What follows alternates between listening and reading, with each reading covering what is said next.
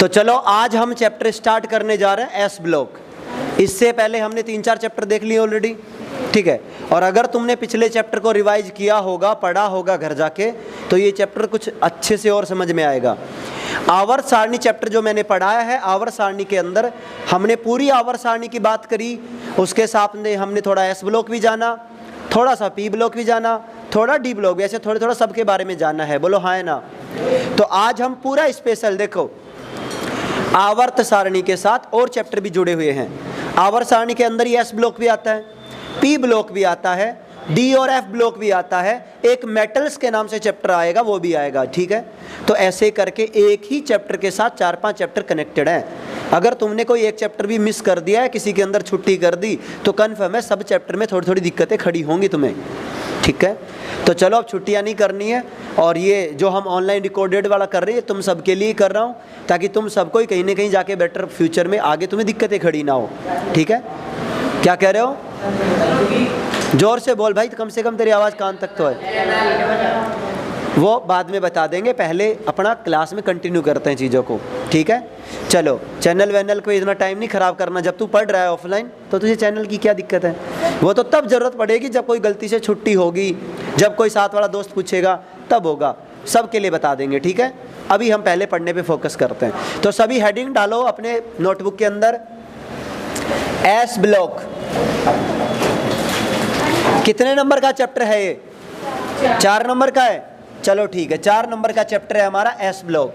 करो स्टार्ट।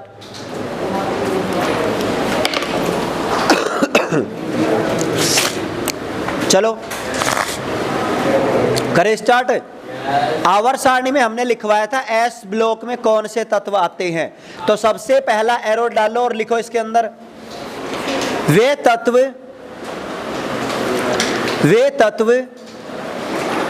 जिनका अंतिम इलेक्ट्रॉन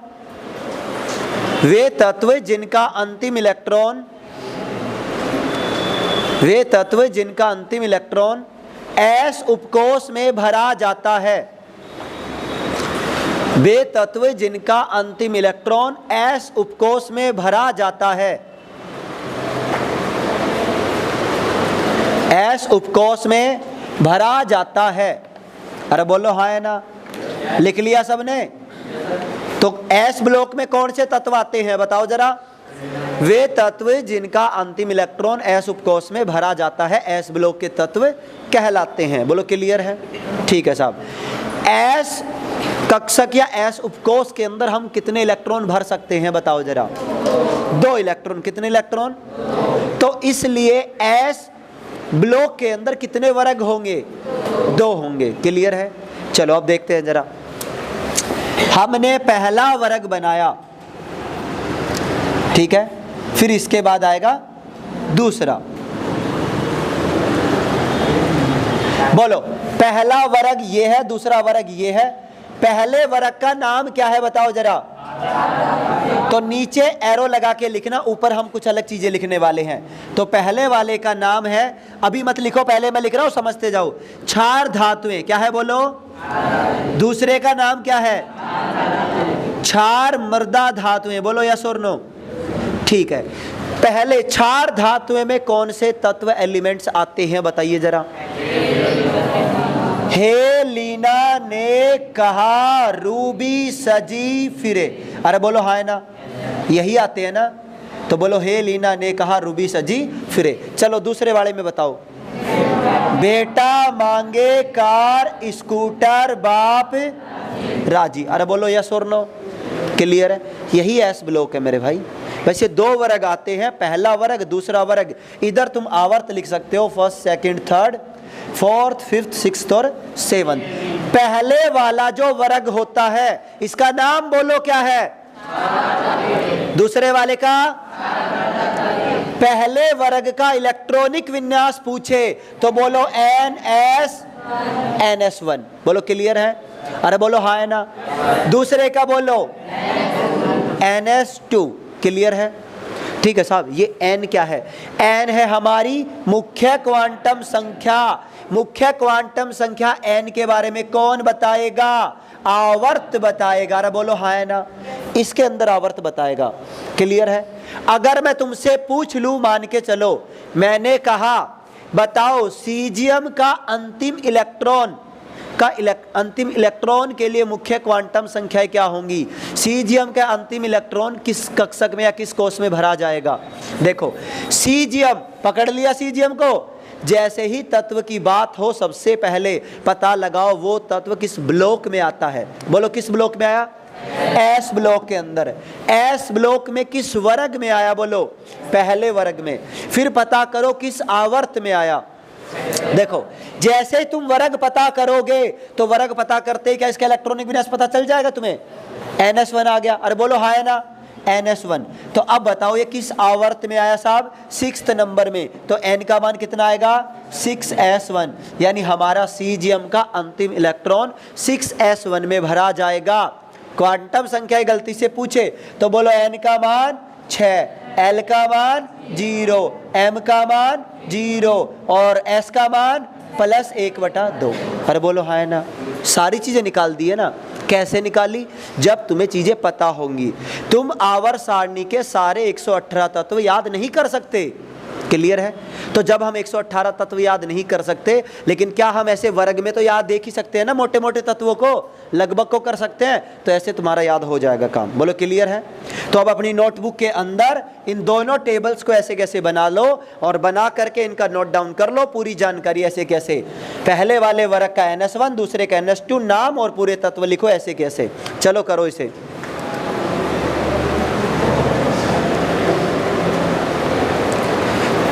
समझते जाओ, करते जाओ। कोई डाउट रहता है तो पूछ लेना मुझसे।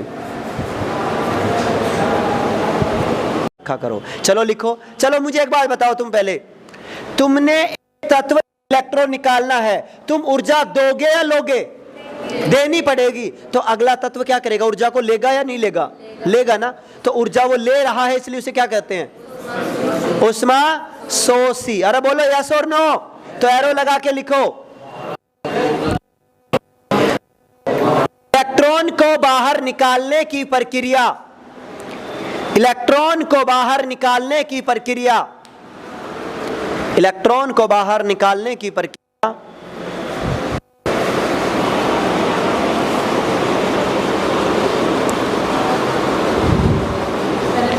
इलेक्ट्रॉन को बाहर निकालने की प्रक्रिया उष्मा शोषी, उष्मा शोषी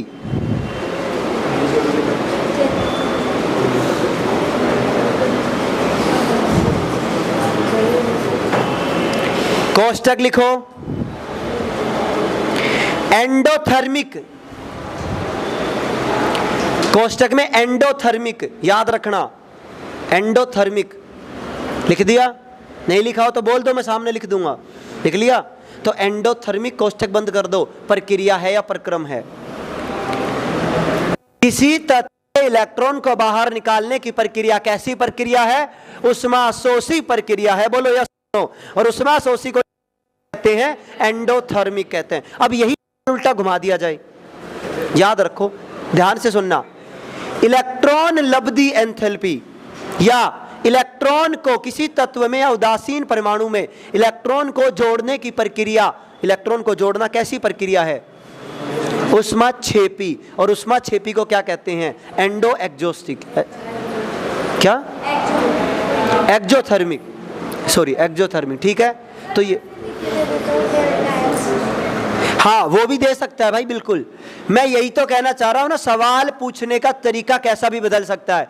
या फिर आपको जैसे कि मान लो इलेक्ट्रॉन को बाहर निकालना या आयनन ऊर्जा के लिए बताओ डेल्टा एच का मान कैसा होगा।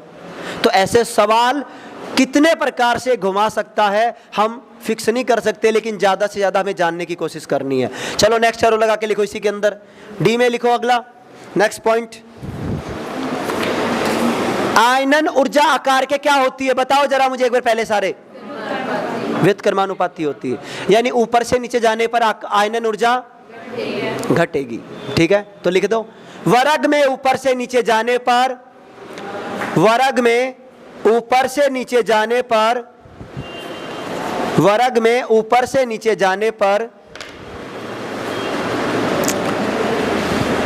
ऊपर से नीचे जाने पर आयनन ऊर्जा का मान घटता है। आयनन ऊर्जा का मान घटता है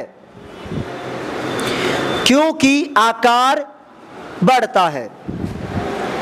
आयनन ऊर्जा का मान घटता है क्योंकि आकार बढ़ता है। बोलो क्लियर है? अरे बोलो हाँ है ना? लिख लिया सबने? चलो नेक्स्ट एरो लगा के लिखो।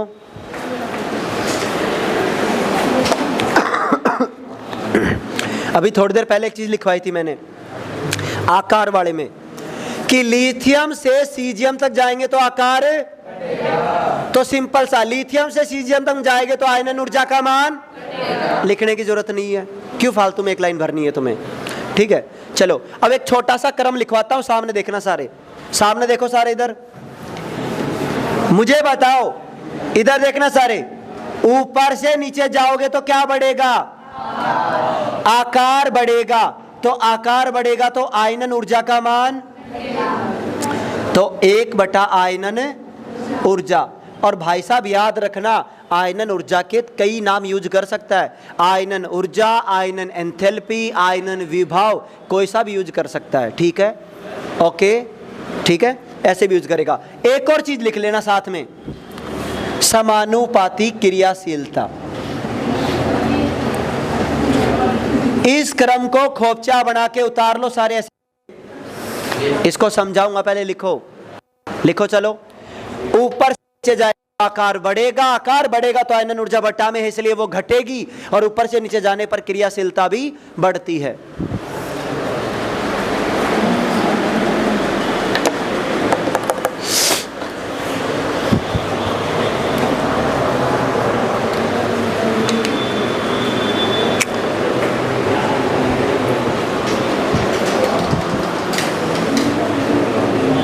क्लासरूम में थोड़ी गर्मी ज़्यादा ही है आजकल, केवल बंद होने से नहीं है। देखो मैं चीज़ समझाता हूँ, अब मैं बोल रहा हूँ आपके सामने, ठीक है, मेरे साथ साथ आप भी बोल रहे हो, तो मेरी जो साउंड है, जो मेरी आवाज़ है, वो आवाज़ मैं बोल रहा हूँ तो वो वेव्स के रूप में निकल रही है, आगे वेव्स में कन्वर्ट होती है, और वो आवाज़ बाहर नहीं निकल रही, वो अंदर ही अंदर यहीं इधर से इधर, इधर से इधर टकरा रही है, किसी के माथे में टकरा रही है, किसी के कहाँ टकरा रही है भाई, तो वो यहीं घूम रही है। और वो साउंड जो है, वो हीट जो है, वो वेव्स जो है, वो हीट पैदा कर रही हैं। ठीक है, फिर दूसरी चीज़ें, एयर भी ट्रांसलेट, एयर की वजह से वो हो गया थोड़ा सा। फिर मौसम, बाहर का मौसम भी कुछ ऐसा ही है, टेम्परेचर आजकल पिछले 2 दिन से टेम्परेचर बहुत हाई जा रहा है, गर्मी बहुत ज़्यादा है। ठीक है, किसको आ रही है बताओ मुझे नींद? नींद उड़ाने का मेरे पास देसी तरीके हैं। प्रदीप को बस इतना बोल दे कि अगर मुझे नींद आए तो एक बार मेरे कान पे खींच के लगा देना, वो तुझे कभी जिंदगी भर नहीं सोने देगा, मैं गारंटी दे सकता हूँ। यही कह रहा हूँ। चलो हाँ भाई, ये लिख लिया सबने। अब देखो समझो सारे चीज़ों को, मैंने लिखा ऊपर से नीचे जाते हैं तो आकार बढ़ता है, और आकार बढ़ता है तो आयनन ऊर्जा का मान घटेगा, क्योंकि व्युत्क्रमानुपाती है। अब ऐसे ही सेम टू सेम, आकार बढ़ेगा तो क्या बढ़ेगी? क्रियाशीलता। मैंने एक ही क्रम में लिखवा दिया अलग अलग करने के बजाय। क्रियाशीलता मतलब क्रियाशीलता, कौन सा तत्व कितनी ज्यादा क्रिया करने की क्षमता रखता है, क्रिया करता है, सिंपल सी बात है। लिथियम से ज्यादा क्रिया सोडियम करेगा, ठीक है, पोटेशियम से ज्यादा भी सोडियम कर रहा होगा कहीं ना कहीं पे, फिर रुबिडियम, फिर सीजियम, ऐसे क्रिया ज्यादा कर रहे होंगे, तो क्रिया करने की इनकी क्षमता ज्यादा होती है। क्लियर है? चलो नेक्स्ट लिखो, डी के बाद ई डालो सारे, ई लगाओ। ऑक्सीकरण अंक, ऑक्सीकरण अंक, ई लिखो, ऑक्सीकरण अंक। लिख लिया सबने? लिखो, क्षार धातुओं का, क्षार धातुओं का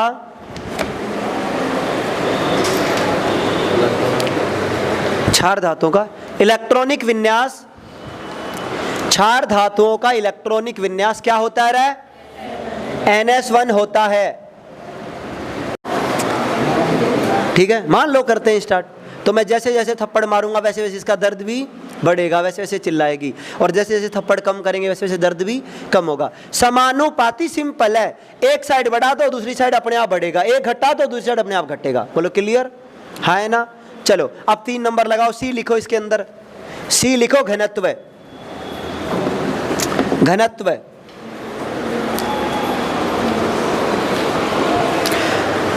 हो गया। चलो लिखो इसके अंदर एक क्रम लिखवाता हूं सबसे पहले, पहला एरो लगा के लिखो और पहले एरो पे लगाओगे स्टार, स्टार लगा लेना, बहुत अच्छा पॉइंट यहां से बनेगा। लिखो क्रम देखना, लिथियम से ज्यादा घनत्व होता है सोडियम का, पोटेशियम से ज्यादा भी सोडियम का, फिर आगे आता है रुबिडियम का, फिर आगे आता है सीजियम का। क्रम है घनत्व का, कौन से वाला? अच्छा ये के लिख दिया। चलो लिख दो, इस क्रम को लिखो सारे, और ये क्रम बहुत काम का है।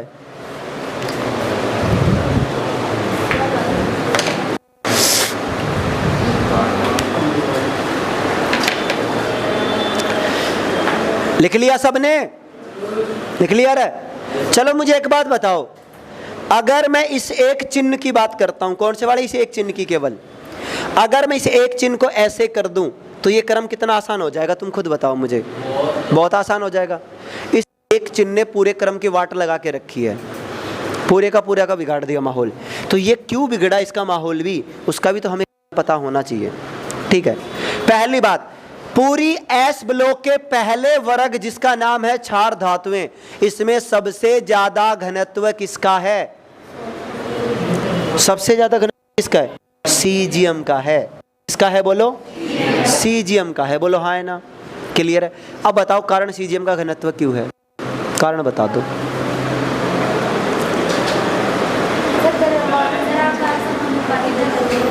आकार समानुपाती होता है। अब सुनो क्यों, अरे जिसका आकार बढ़ेगा क्या उसका द्रव्यमान नहीं बढ़ेगा क्या? घनत्व सूत्र क्या होता है? घनत्व बराबर द्रव्यमान बटा आयतन। अरे बोलो हाँ है ना। तो द्रव्यमान पर भी निर्भर करता है, जिसका आकार बढ़ेगा उसका कहीं ना कहीं द्रव्यमान भी बढ़ रहा होगा, और जिसका द्रव्यमान बढ़ रहा होगा घनत्व भी बढ़ रहा होगा। बोलो हाँ है ना, क्लियर है ना। अब सबका सेम चल रहा है, सब इससे बड़ा इसका आकार तो इसका ज्यादा हो गया, लेकिन यहां बीच में एक भाई साहब ने मिस्टेक कर दी, बाकी सबका सेम चल रहा है। जिसका आकार बढ़ता जा रहा है उसका घनत्व भी बढ़ता जा रहा है। ये इस एक ने मिस्टेक क्यों करी, एरो लगा के नोट करो उसका कारण। लिखो, एरो लगा के नोट करो। पोटेशियम का घनत्व, लिखो पोटेशियम का घनत्व, पोटेशियम यानी के, पोटेशियम का घनत्व इसके बड़े आकार, पोटेशियम का घनत्व इसके बड़े आकार तथा रिक्त डी कक्षक, रिक्त डी कक्षक की उपस्थिति, रिक्त डी कक्षक की उपस्थिति के कारण, रिक्त डी कक्षक की उपस्थिति के कारण सोडियम से कम होता है, सोडियम से कम होता है। और तुम्हें सवाल कैसे पूछेगा वो समझा देता हूं। सवाल का टाइप सुन लो सारे। सवाल कैसे पूछेगा, ठीक है। सवाल तुमसे पूछेगा निम्न में घनत्व का कौन सा, निम्न में घनत्व के लिए कौन सा सही है या कौन सा गलत है, ऐसे पूछेगा। कैसे लिख कर देखा जरा सामने देखना। एक लिख दिया पहला, एक ऑप्शन सोडियम का लिथियम से ज्यादा है, पहला। दूसरा ऑप्शन लिख दिया पोटेशियम का ज्यादा है सोडियम से। तीसरा रुबिडियम ज्यादा है पोटेशियम से। चौथा लिख दिया सीजियम ज्यादा है या फिर सीजियम कम है रुबिडियम से। बताओ इन चारों में से कौन सा गलत होगा? कहाँ आता है डी? नहीं आता तो रिक्त है ना। तो फिर 4s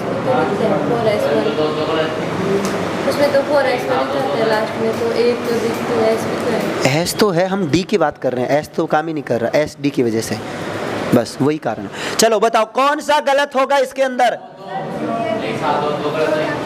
दो गलत हैं सच में?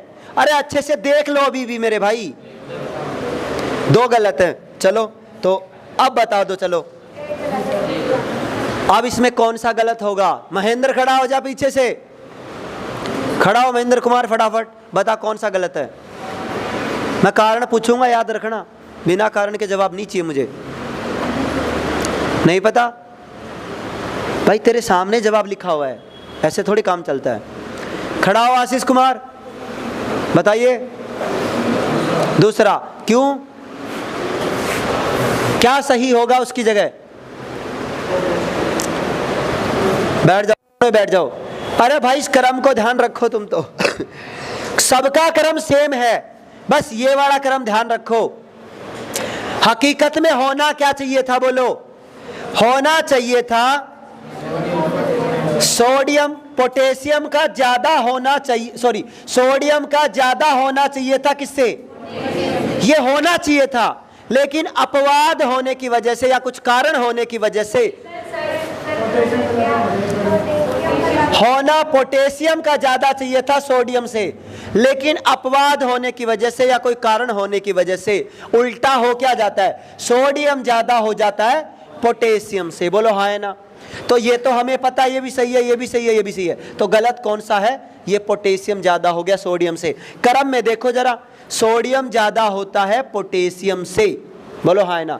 ये क्रम थोड़ा कंफ्यूज करेगा, ये कंफ्यूजन पैदा करता है, इसीलिए मैंने स्टार लगवाया है। क्लियर है। तो स्टार वाली चीजों को थोड़ा ज्यादा ध्यान से रखना। चलो नेक्स्ट लिखो, आगे लिखो, इसके अंदर डी लिखो, डी नंबर लगाओ, डी 4 नंबर, डी लिखो 4 नंबर। आयनन ऊर्जा या आयनन एंथैल्पी, आयनन ऊर्जा या आयनन एंथैल्पी लिख लिया। डी आयनन ऊर्जा या आयनन एंथैल्पी। पहला एरो लगा के लिखो, इलेक्ट्रॉन को बाहर निकालने के लिए दी गई ऊर्जा, इलेक्ट्रॉन को बाहर निकालने के लिए दी गई ऊर्जा। छोटे छोटे कीवर्ड्स में तुम्हें और दोबारा याद रखना है चीजों को। ये आयनन ऊर्जा आयनन एंथैल्पी मैंने पहले भी लिखवा रखा है, लिख लिया सबने। बताओ आयनन ऊर्जा क्या होती है, इलेक्ट्रॉन को बाहर निकालने के लिए दी गई ऊर्जा। पूरी बड़ी वाली डेफिनेशन पहले लिखवा दी थी।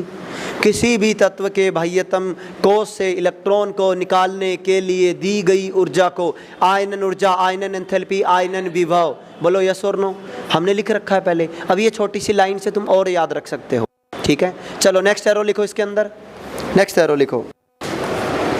मुझे बताओ सारे, पहले एक बार सोच कर बताना, और ये सवाल बहुत अच्छा सवाल बनेगा। आयनन ऊर्जा या किसी तत्व से इलेक्ट्रॉन को बाहर निकालने की प्रक्रिया कैसी प्रक्रिया है। पहले सोचना, बिना सोचे समझे जवाब नहीं देना। किसी तत्व से इलेक्ट्रॉन को बाहर निकालने की प्रक्रिया कैसी प्रक्रिया है। ऑप्शन सुनो, उष्माशोषी, उष्माक्षेपी, ठीक है, दोनों या कोई नहीं। उष्मा, सोच लो अभी भी।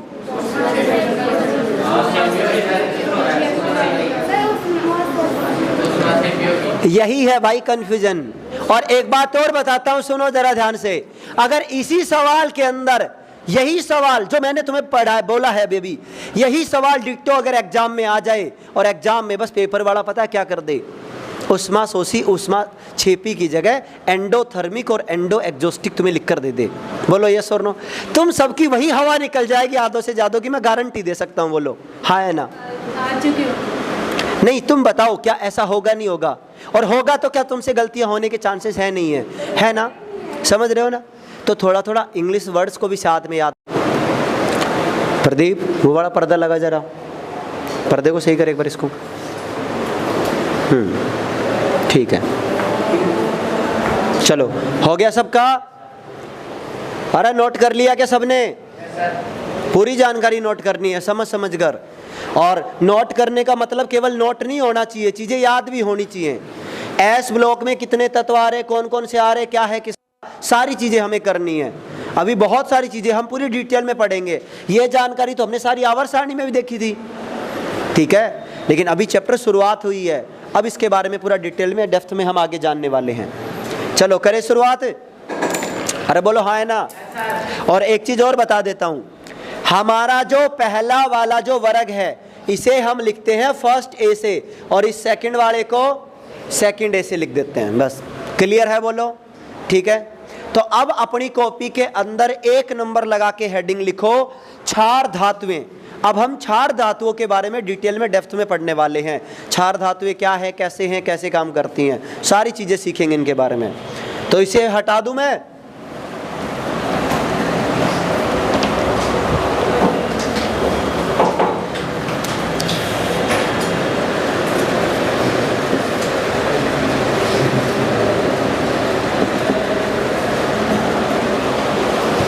करें शुरुआत।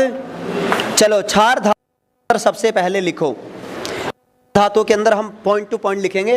तो सबसे पहले ए नंबर लगाओ, ए लगाओ, ए के नोट डाउन करना स्टार्ट करो। ए लिखो इलेक्ट्रॉनिक विन्यास, इलेक्ट्रॉनिक विन्यास। क्षार धातु में, और क्षार धातु में पहला पॉइंट है इलेक्ट्रॉनिक विन्यास। करें शुरू, लिखो सारे। क्षार धातुओं का, क्षार धातुओं का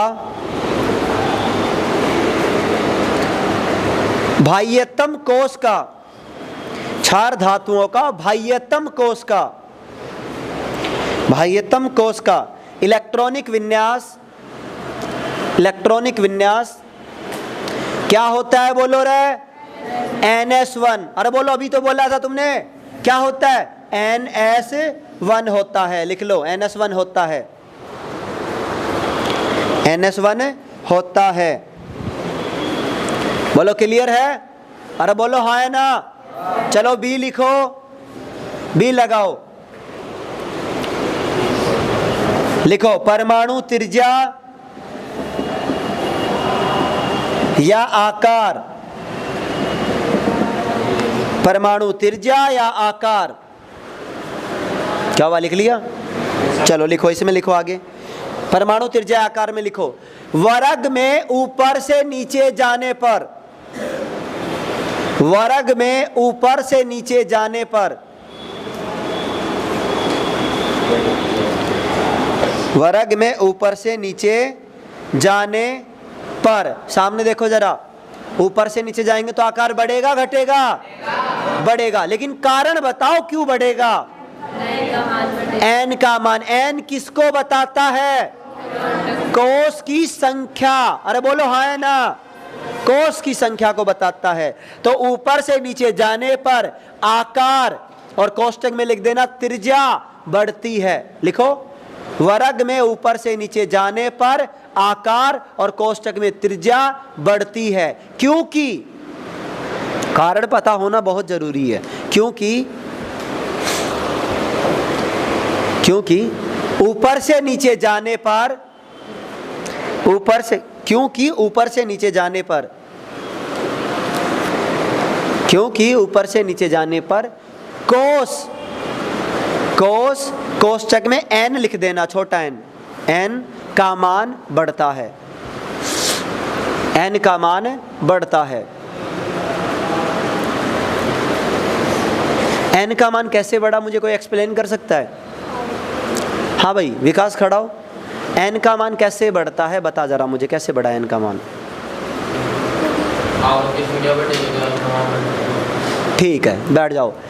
देखो अभी अभी हमने थोड़ी देर पहले लिखा था, बोलो हे लीना ने कहा रूबी सजी, इसके लिए 1 2 3 4 5 6 7 हमारे आवर्त जैसे हम नीचे आ रहे हैं वैसे वैसे इसका होगा 1s1 2s1, इसका 3s1 4s1 5s1 6s1 7s1। अरे बोलो यस और नो।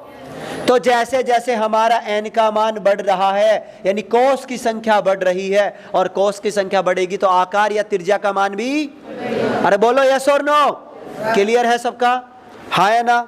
चलो इसके अंदर एक और एरो लगा के लिखो, नेक्स्ट एरो लगा के लिखो, सारे नोट डाउन करो। लिथियम से सीजियम तक जाने पर, लिथियम से सीजियम तक जाने पर आकार बढ़ता है, लिथियम से सीजियम तक जाने पर आकार बढ़ता है। लिख लिया सबने?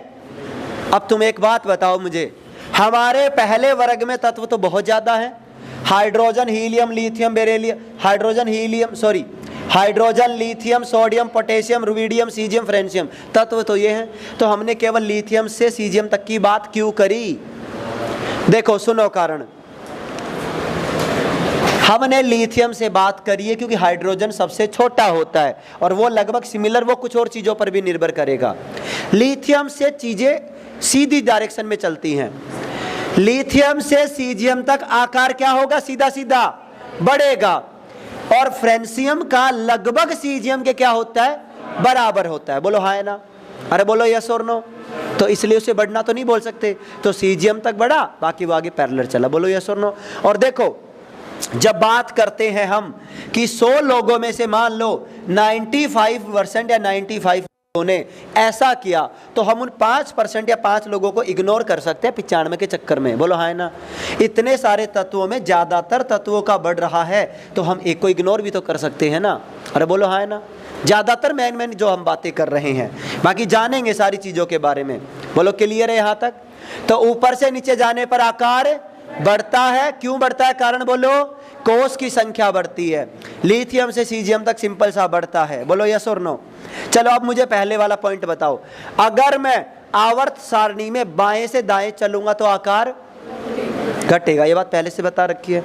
लेकिन इस वर्ग में हम बाएं से दाएं नहीं जा रहे, हम एक अकेले वर्ग की बात कर रहे हैं, ठीक है? बाकी सबको पता तो है ना ये बात कि इधर से इधर आने पर आकार घटेगा। और कल परसों मैंने एक्सप्लेनेशन भी दिया था, इसका समझाया था ना कि बाहर जैसे जैसे इलेक्ट्रॉन बढ़ेंगे वैसे वैसे आकर्षण बढ़ेगा, और आकर्षण बढ़ रहा होगा तो आकार कहीं ना कहीं घट रहा होगा। क्लियर है? अरे बोलो यस और नो। तो चलो आगे लिखो। इसके अंदर सिंपल एक क्रम लिखवा देता हूं, क्रम से तुम आसान चीजें कर सकते हो। इधर बताओ मुझे सामने, ऊपर से नीचे जाओगे तो क्या बढ़ेगा? कोस का मान बढ़ेगा। कोस का मान बढ़ेगा तो क्या बढ़ेगी? इसकी त्रिज्या बढ़ेगी। अगर इसकी त्रिज्या बढ़ रही है तो त्रिज्या बढ़ने का मतलब इसका आकार बढ़ेगा। अरे बोलो हाँ है ना? सेम ही तो चीज है। तो इस क्रम को उतार लो ऐसे कैसे कि साहब कोस का मान बढ़ेगा तो त्रिज्या बढ़ेगी, त्रिज्या बढ़ेगी तो आकार बढ़ेगा, कोस घटेगा तो त्रिज्या घटेगी, त्रिज्या घटेगी तो आकार घटेगा। इस क्रम को आपको ध्यान रखना है, याद रखना है।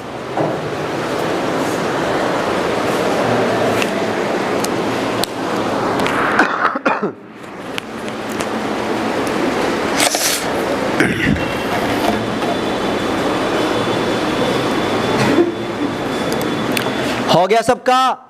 अरे बोलो यस और नो। अब तुम्हारे पास दो तरीके हैं। दो तरीके किस चीज के हैं साहब? देखो पहला, मैंने तुम्हें अभी जो 3-4 लाइनें लिखवाई हैं, तुम चाहो तो उन लाइनों को याद कर सकते हो। अरे बोलो हाँ है ना? दूसरा तरीका, साहब इतनी कितनी लाइनें याद करेंगे? ऐसे तो बहुत सारी लाइनें हो जाएंगी। तो सिंपल तरीका, बस एक ही सीधी एक ही फॉर्मूला याद कर लो, और इस फॉर्मूले को मैंने समझाया था तुम्हें। अरे बोलो हाँ है ना? अगर किसी को तुम लात घुसे थप्पड़ मार रहे हो तो थप्पड़ों की संख्या बढ़ाओगे तो दर्द भी समानुपाती को सिंपल याद रखो। अपना एग्जाम्पल से किसी को भी थप्पड़ मारो, मान लो मैं इसी निशा को खड़ा करके मारना स्टार्ट करूं,